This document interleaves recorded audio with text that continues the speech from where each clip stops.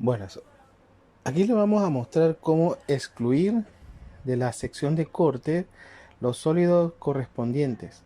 O sea, aquellos sólidos que ustedes desean eh, excluir de la sección interesada, ¿no? Por lo menos aquí tenemos todo nuestro sólido. Está el revestimiento, que está revestiendo un perfil eh, cuadrado.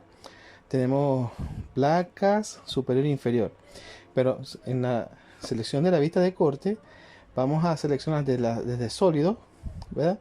De la sección de sólido en la sección por cuerpo a excluir el sólido que deseamos sacar de la sección de corte.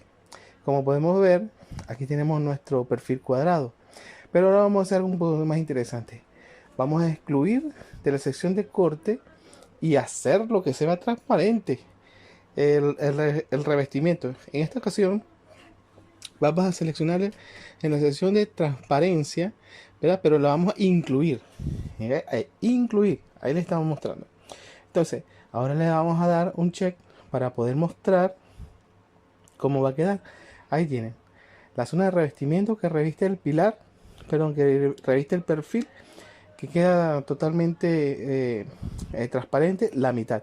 Ahora vamos a incluir en la sección transparente tanto la placa superior como la inferior.